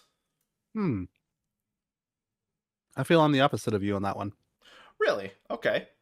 Yeah, okay. I think Rise was toned down more. Maybe aesthetically. Aesthetically, everything looks like fucking clay. Yeah. Well, that's more like the overall art and or graphic limitations of a Switch game, and then bringing that forward onto upscaling it to the PC. It looks pretty bad. So I think that's part of the issue there. But like with World, there was a lot of visual noise. Have you ever walked in like a Target or a Walmart and you go to like the electronics section and you look at the TVs and some of the TVs look like they're going too fast, and then other TVs look normal to you? Have you ever had that experience? I wish I could say that I remember any of those experiences, but I haven't set foot in like an actual like department store to buy stuff in like 20 years. That's your fucking homework then. So like between now and whenever we get together again, you got to walk into like a Target and go into the electronic area and then just like look at the TVs and like, so there's obviously it's due to do with frame rate, but I think also graphically World was wasn't necessarily received well when it was first announced. And then later on, really? No. So, wasn't received well by its existing core audience. So I think that World, much like For You, was a game that divided the community into different camps for how they feel about how the game is being portrayed. Because World was a reset visually. World is graphically different than everything that came before it. Right. Agree? For sure. Yeah. 100%. So a lot of people, not myself, because I was excited for World, still am, and I still more or less view it as a critical success, despite the fact that the community is a step back. And that's a whole different conversation that we've kind of dabbled on before. But this game is another World for sure. The logo of Monster Hunter, or the lettering of Monster Hunter when it pops up, is still in the same World font or the World iteration. Right. Graphically, this looks like World to me, but am I diverging? You don't think it's going to be just a different part of the new world? No. I think that this is another location. I think that we might be returning to older territories, just different part of those older territories, honestly. Oh, interesting. Okay. So I think in my notes, and then I tried my hand at making YouTube content, which was fun, at least in the effort and the practice. I think I was slapping out note changes on this like within the first hour of that being launched, and I was just like bugging you about it. I'm like, did you see the notes? Did you see like the 5-page essay of notes for a minute and 28? Yeah. And I was like, oh, you should make a video. And you're like, I ain't gonna steal your shit. I'm like, just credit me. And you're like, do it yourself. And I'm like, okay, I will. And then I went would and have got Channel done Scotland. it, but I am too lazy right now because I've just been so engrossed in WoW and Poe that I'm like, I don't want to spend the time to get the clips, to record the audio, to put it all together. I'm like, no, you do it. Yeah, and I'm very much like, is my webcam working? Is the audio okay? Is there footage? I'll just talk about shit and probably say like the same 10 keywords off and on. What was what was I saying about world that inspires this world? You what that inspires this world? Well, Not you're just saying necessarily. like this is going to be a new world. Yeah. You said like the font and everything looks like it's world, but like the game looks like it's going to be not in the new world. Like it's going to be old world. But so the amount of desert that's obviously in this beginning area, and then like at the beginning of the video, you can like dissect each biome. Like there's a savanna forest area, there's a grasslands, there's a dunes desert, there's ravine crevasse, there's ice in the corner, there's a big giant, not necessarily monolithic structure, but it's a ruins, half ruins or something of some sort. So I think would be cool is if they in Locklack, how there was that big desert ocean that you would have to traverse bringing supplies back and forth. It'd be interesting if this was the other side of that. I don't know, like a sister city or something. Maybe there's a city or a town or some equivalent. I don't necessarily know if this is still New World. I think that it's just New World visuals, like from 5 on. If that like that makes sense. Like that's from Monster Hunter World is the new standard. Rise was the old game brought back, brought onto a handheld console. Right. I think there'll always be room for them to make Monster Hunter games that look like early gen Monster Hunters, even though they might not necessarily feel like them or be them anymore, just so that they can succeed correctly. Do you think that they would do that? I think it's a little too late. Okay, so I don't think Capcom's going back at all to make anything look remotely like 4th gen and prior. You don't think Rise looks like? No, I think Rise looks like they tried really hard to put World on a Switch. I think no, I don't necessarily know if I agree with you there. I think Rise looks more like 4U than it looks like World. Really? I think it looks just like World. Like I even was saying that when I was playing Rise and when I was getting burnt out on it, that I was like, it felt like I never stopped playing World and I just kept transitioning over. I think Monster Hunter, I think it's a good amalgamation, but I think it leans more heavily to the older stylings than it does the newer. Okay. All right. I don't know. We diverted and I lost my steam. Fuck it. Let's next on this Wilds checklist trailer thing. So we got through the title and stuff. Okay, so locales and whatnot. So the whole dynamic weather and the ecology and stuff. Let's go over that then. I mean, I don't want to go so long into this just because everyone's done fucking Wilds trailers, but everybody's already done just it. Our thoughts on it. There's a lot of brain dead stuff out there too. Yeah, just ideas that I think are dumb or idea poaching, which not that anybody owns an idea, but it's like it's regurgitation is what it is. Yeah, pretty much. So obvious question though, you think it's gonna be an open world game? I think that's the idea. I think Wilds is gonna try to emphasize that more than I think obviously other games have before. I think that's the gimmick here. I think that's what it is too. I think every Monster Hunter, like in my little video, I compared it to Breath of the Wild or Tears of the Kingdom, but there's a screenshot here where you see the Los fly in. Like I don't know if you still see my screen. Yeah, this. Yeah, I see it. Let's see, Breath of the Wild title screen.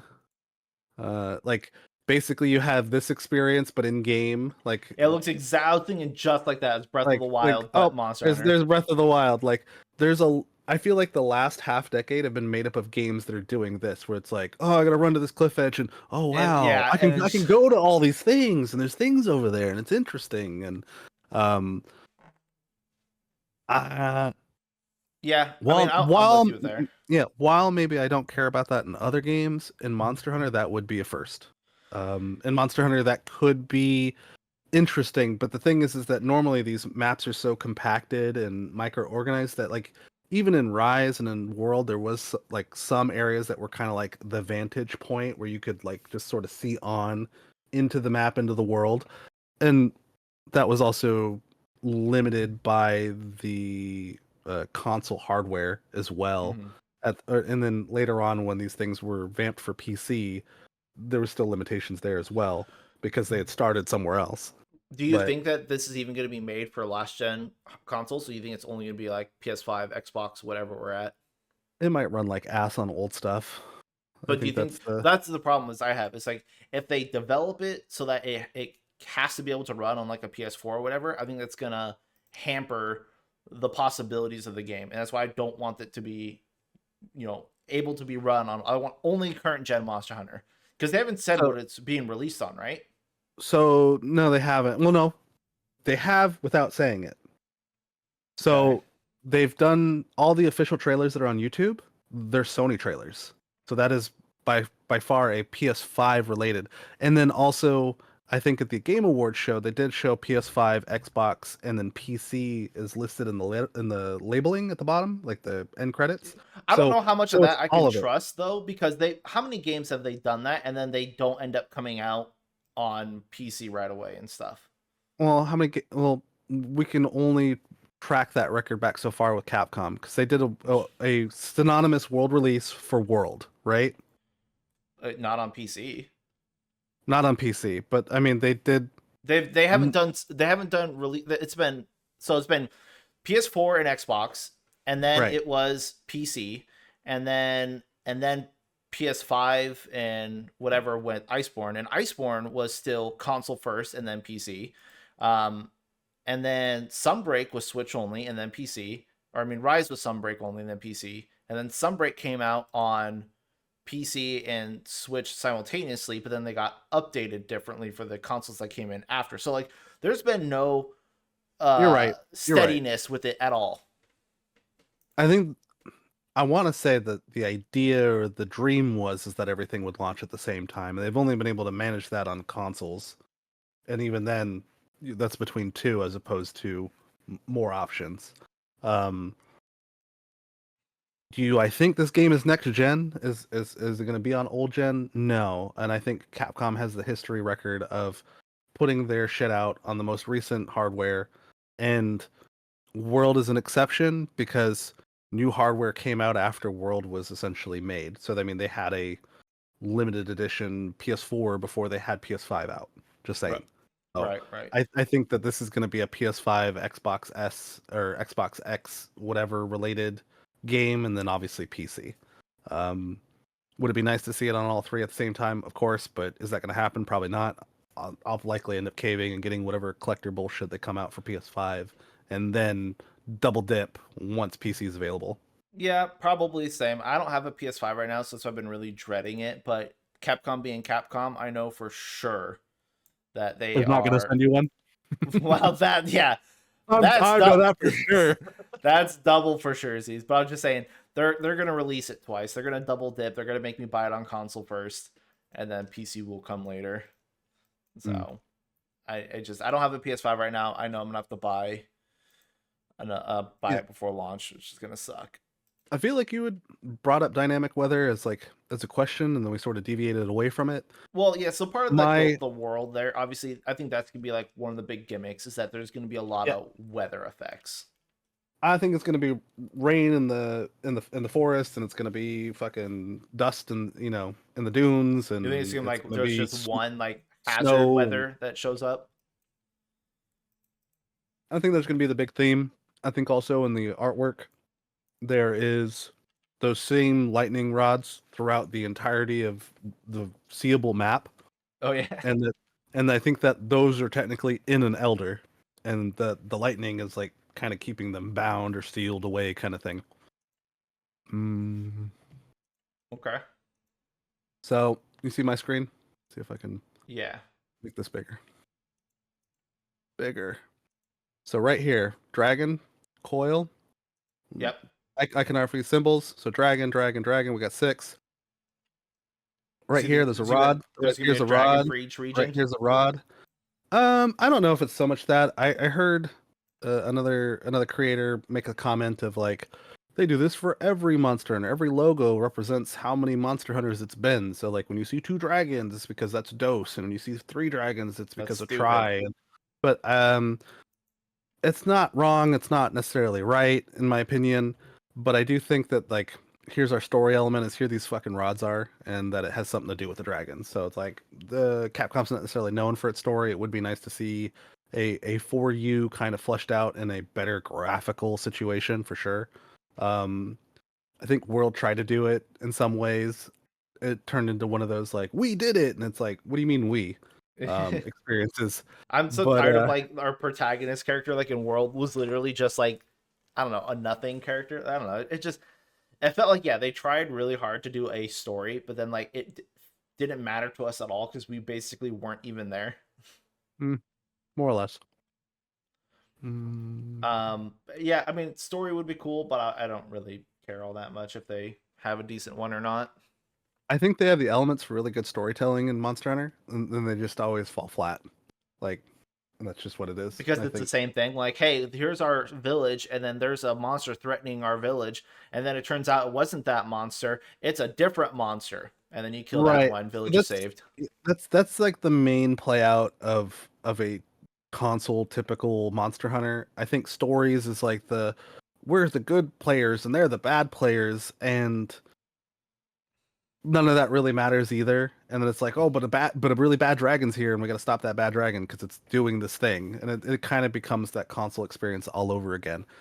I think that they could tell better story with the elements that they have, as far as like the little hintings and world building elements that they have. Give us some kingdoms, give us some fucking political drama, give us some like, here's the taboos of the hunter world, and this is why, you're sworn in. Let me have my fucking anime arc or whatever, and then like build upon that. Like, I want stuff like that too. Give your character more importance other than just like you go out, you slay the monster, you do this fucking event, you fight off like, you do your wave defense bullshit, and then you come back, and then it's like 10 characters are all standing around you, ho ha ho ho, like just like, okay, you're the village fucking champion, and then what? Like, oh no, the storm's back, it's blowing back in, what do we do? I just think that they could tell better storytelling. Yeah, and you're right. It would be nice. I don't know if Capcom cares that much about it. Yeah, and I think 4 you did a pretty good job where there was just like, a long time ago this like alien object landed here, and then it started affecting the area and all this other stuff. And I know that like it's kind of been done before, but they also here's the thing: inner world building. Yeah, the For You story wasn't like the overarching story was whatever. It was the story of all the little villages and the caravan leader and all that stuff, and then the A squad, because those kind of developed as you play through. I think that was much more important than the actual overarching like bad monster bad story. Was. I mean, you can have stories within stories. I still feel like they've hinted at elements for like elders and these black dragons, and I'm sure you can get like other lore people in here that'll bore your fucking mind in a German accent with random tidbits from a fucking what do you call it, an art book, and be like, it's canonical, and it's like, okay, but who cares? But I think that there's stuff there. Capcom even cares about anything canonical. Well, they've retconned several times, but that's why it doesn't matter. I digress. You're talking about ecology. I think it showed some cool stuff. Herd mechanic in a big open area. I think that's going to be a thing. Is that just going to be Rampage 2.0? I think it's going to turn into like a Dynasty Warriors Monster Hunter moment where you're just like, here I am killing all, just the whole crowd of everything. It doesn't matter. Fucking stupid. and that could be a bad experience. But I think it would be interesting. I don't know how they would work it, but it's like you got to go out there and stop these things from grazing on our cattle. Because here's the thing: they showed like Save the 3 ranch. of the sand Gothorog variants or whatever, like chasing the hunter through like the sandstorm and all that stampede. There's like a 4 or 5 pack of them. Yeah, or whatever. Yeah, there's a bunch of them. So, one, Monster Hunter has never done multi-monster fights well. It's always just been garbage.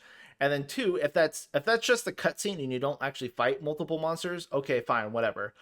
Well, But the only way go ahead. Turf Wars were whatever. They like the more you played the game, they just got annoying and in the way. You see them once, you're like, okay, that's kind of cool. And I don't know. I'm over Turf Wars. Mix it up. Give me dynamic turf wars if I'm gonna have dynamic weather. No, give me monsters that will actually fight each other, or like depending on their territory, not just like, oh, we have this scripted cutscene and then they just fuck off. Or like in the Rathalos and Rathian, can they actually team up and fight together? Kind of like how Lunastra and Teostra had like that one twin move when they had like their war. But like I don't know. I want more actual like engaging AI that, you know, they treat their territory like their territory. I think that would be cool. But I was just gonna say, like, with all the monsters that they show, if there is a bunch of monsters, there's no way that gameplay is gonna be satisfying. If you have to fight like 5 monsters at once, I don't care how they do it, it's not gonna be good. So I think they're building on the world system of like the predator prey scavenger, where it's like, here's this monster and here's this counterpart that, you know, it preys upon this, and then once it's gone, you know, these little ecology creatures show up and they're the scavengers, they're the birds on the carcass, they're the, you know, the little prey of the lizards, you know, eat the compies eating the carcass. It kind of seems like it has that aspect to it. I don't know how much of that they can pull off. I think I've seen other people make mention of like, they did the New World, which is America, and they did, you know, like these yokai and night themes of, you know, the UK and Asian countries, and I guess this is like, now we're in Africa, and it's like, I don't know if we're going that far, but it would be interesting how this would play out in other biomes. Like, we're seeing it in the desert biome, and this is what it kind of looks like in a desert grassy biome. I thought that there was hints at this being... So I think that we're in a homage experience where Generations was this callback to like, here's our greatest hits of like the games from the past if you didn't play them. And here's us implementing everything up to this point in one playthrough. And then I think that Rise was very much a, let's pay our respects to Try. So here's all these Try maps, but like, let's see how we've evolved maps, see how we've added concepting from like the 4th generation, where we added verticality and movement in a top-down direction, not just the left or right, map to map. So I think that this, for me, kind of is, I'm hoping the 4U respects, where those grasslands, we were fighting Gore Magala in that kind of environment. I'm not saying that we need to constantly play upon the that nostalgia card. You know what I mean? Like, we're just like, oh, it's like this other game. But I think that it's a good starting point for them. They just need to get further with that. And I think hopefully this gimmick is enough. Like, I know that like the 3rd generation gimmick, obviously water combat, added a whole different aspect to the game. A lot of people hated it. It was strange. It was displacing. Is the gimmick now that we have a mount and that we have big wide open areas and we're basically like rangers on the front? And so how do you feel about that? Like, because obviously that is the gimmick, is that we're gonna have mounts kind of like the Palamute. I don't feel like it's gonna be like the Palamute, like where this is also your companion that's gonna be fighting looks with better. You. Yeah, it looks more intelligent than before. So I mean, like, if they hadn't made advances there, then I would say there's a problem. Like, if they did this video and it was just like the guy on a Palamute running around in the desert, I'd be like, fuck, here we go again with Rise. But it's not that. And if they showed a video where like the first thing he did is he just like pull out his hand and Spider-Man with a clutch claw into the distance, I'd be like, I don't know if this is going to be a good experience for me. Because I'm over that. So then how do you feel about just the fact, knowing that we're going to have a mount and this game's going to be very much revolving around your mount? Most likely. Can't say it will. It could just be a traversal thing, but... Right. Yeah. We need, I think I said this in a previous pod where I was like, we need a new Spider-Man thing, but without being Spider-Man. Like, we need the ability to be able to move around a map. And if this is big open world Monster Hunter, which I'm not necessarily saying that it's MMO big open world Monster Hunter. And traditionally, if it's online, then I guess it's technically an MMO. But I'm not. It's not like MMO, like RPG MMO, turn-based or MMO. Those kind of in buildings. This is more like a Black Desert MMO. This is more of a, obviously with a grain of salt, not bad like those games, not of the same concept or genre, but it's still its own thing. But I think it's gonna kind of play out with there was just sort of meaningless mobs that we're just dynasty warring our way through. Dude, I would hate if that's the case. And then, here's the big monster. So like, here's our gimmick, and then here's the big monster. Like you gotta find the big monster, hunt the big monster. I don't know. I guess I feel like I'm spewing too much negativity on an idea, but it's I think they'll pull it off. I think it'll still be a Monster Hunter. I think we'll love it at first and probably hate it later, as we do. I mean, I think there's a lot of room for some good ideas. Yeah, I mean, again, we all know the combat's going to be like. It's not like Monster Hunter combat's going to get any worse. So I mean, it's going to be fun, but it's just like, how much lasting appeal is it going to have? Is the gimmick going to wear out super fast? Is I don't know. Is the gameplay not going to be, anything different than World, but now we have mounts? Is it going to be an open world? Is it going to be just, maybe just bigger maps, so we still have like, our 5 different biomes or whatever we're going to have? Like, we don't know yet, but it's going to be a Monster Hunter game. We're all going to get sucked into it for a fucking year, and then we'll complain after 700 hours and say the game's bad. See, I could see them, and this is the first time that I think I'm spewing this remark, but I could see an interesting idea in the making for like an RDO or Red Dead 2 online with Monster Hunter at its forefront. So what do you do in that game? Well, you have different jobs and different roles. Maybe you're an outlaw, maybe you're a farmer, maybe you're a moonshiner, you're doing runs and stuff like that. How would this apply in Monster Hunter sense? Well, maybe you're shepherding your sheep kind of thing. Like maybe you have to go out here and you have to protect these assets. Maybe they can involve something more. I know that at some point that idea starts deviating away strongly from what Monster Hunter is at its core, and right. I don't think that they're going to break the mold that way. I think they're going to rely on their gimmick, and it's just going to be another memorable Monster Hunter experience, but still Monster Hunter at its core. So the mount is the gimmick. The having a secondary weapon in that sling, it looks like you're bringing your, like, I had said a mobile camp originally as the concept that I thought of. Like, that's what I thought was something too. Like, because I feel like if it's gonna be an open world, camps are such a huge integral part of Monster Hunter that you're gonna have to set up your own camps. We've been doing that the last couple games. I think it's gonna keep being a thing. I think it's the world idea of setting up a camp, except maybe there's just a little bit more visual storytelling going into it. I want it to be Wild Hearts camps. Jeez. Did I get to build my own shit?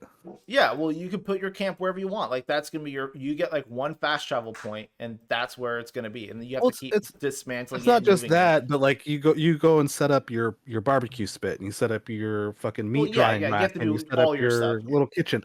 Yeah. So, I mean, I don't necessarily know if Capcom's ready to go in that direction, but that would be cool if they added a building element in the game just for that specifically and that alone. Like, let me make my own camp and sort of personalize it. Let me put my trophies. Like, I ran out into the desert, ran alongside a Gen Moran, chopped off part of its horn, hauled it back to camp, or I hauled it back even though it's just a little cutscene or something, and then I can just, I don't know, put it at the top of my tent. I would be totally okay with that. I would be perfectly fine with that. That's not breaking Monster Hunter at its core, but at the same time, it's a cool idea that makes the world feel more lived in. I think that's what I want. I want more immersion. I know I kind of wanted the open world thing because I'm tired of, okay, we're in a town and then we select the quest and we get teleported 3 feet in front of the monster. Like, I want to do the actual hunting aspect where I have to figure out where it roams. I have to track it down. I have to prepare my camp to make sure that I can come back in a timely manner. And like, that obviously slows the game down and nobody likes that. It's like, I like that. I want it to be slower. I know it doesn't sell. Yeah, I know it doesn't Monster sell. needs to sell. Yeah, it But needs to slow down. See, I want immersion through story because I look at World as a perfect example of where something could have been something more and failed. So like the whole Xenojiva, like oh something's attracting Nergigante to to the area. Um, Xenojiva was the egg. It was the other source of all this. What was I can't remember bioenergy. bioenergy. Yeah, the biofluorescence or something. So it went from that. It went down into the deep, evolved into fucking Safi Jiva. Why couldn't it have been that like the story is that we fought Safi Jiva, we beat the shit out of it, but we weren't able to kill it and it got away. It's like that classic villain arc of like it just get you next time, you know, Oh, super friends. And then why and then not it have comes back in the DLC later.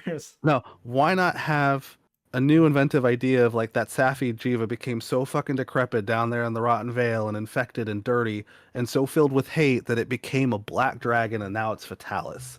And then that returns to attack and destroy everything, and then you kill that. But you can't kill Fatalis because in the original lore, basically, after killing X amount of dragons of land and sky, that this immortal essence was reborn at like seething hatred that just returns to be the demise of mankind, Wyverian kind. Like, why not just have like this? If you want to be Some mythical almost about it, supernatural. without magic, which was obviously the ancients before that they like kind of allude to. But like, why not have like these reoccurring themes where it's like this unkillable force that that's like a call to not even just be a hunter, but like the call to be the hero, and then you can feel special in that way. Like this was my predestined moment to basically vanquish evil. Like, why not add some more of these like, I guess, cliche but still gripping concepts to where like you're telling story, you're building the world, you're allowing people to be more immersed in the game. It's not just how fast am I at this game? How fast can we kill people? How well can I read scripts? How, like it doesn't become so much about that. It becomes about so much more where the game feels lived in. I think that's part of the success of Destiny, despite being just a side strafing shooter, is that and also the bad writing in the vague placeholder names is that there's enough story in there to where it's interesting to keep you, I guess, interested or interactive with. Yeah, I think and Monster Hunter could use some of that. it definitely could, and I think we want the same thing on different sides of the gameplay. Um, I think I talked to Sarah about this before. One of the things I would still love to do that would just make the world feel so much more alive and natural is like, so let's say we have a big map, like the map of like whatever this huge giant, if it's open world whatever it's going to be. Mhm. But then kind of like in expeditions and stuff where you can see the monsters and like on what locales what's going to be there. I want to see the monsters on the maps and be like, okay, this is the territory, like, and like highlight an area of like, this is where Tigrex roams and this is his territory, and then next to it's like, here's fucking Popodrome or whatever the mammoth is Right. up in the snow areas. Gammoth. Yeah, and then like, and then if their territories like start to creep and grow over time, if you don't like kill them or keep them in check, then they will clash on their own, and like one will kill the other, and then they'll take over their territory. And like, I don't know, I want like the map to feel alive and be like, oh, Alive. okay, Okay. hey, there's a Tigrex in the forest here. What the fuck happened to the Rathalos? And something like you have to find out, why this is territorial fucked up over here, and that would play into like the ecology of the monsters and how the world moves and why we're out hunting, because shit's getting too close to our town because these monsters are getting aggressive and shit like that. I guess to touch up on that, like, you remember the caravan attack in World where it's mostly just CGI and it's like, oh, these elders are out here, but for a very brief moment, you had in-game models that were also moving around, and you're like, oh, cool, I get to feel like I'm protecting something. I kind of want more of that Like flushed out like in not in necessarily game. escort quests, but just like more Yeah, people more. and stuff around. Yeah, make the game feel more lived in, basically. So it's like I want to find shit. Like, it's always go out, kill this monster, bring back all these parts, make something from these parts, go out, kill shit, get Yep. more parts, find rare parts. I'm not I'm not unhappy with that loop because that's Monster Hunter, but at the same time, dress it up a little bit, and I think that's all I need is that little push for the game to be that much more. Yeah. Yeah. Same. Just and circling back, Yeah. We all Don't know change what the game. gameplay is going to be like. It's like, keep the gameplay. Everyone loves the gameplay.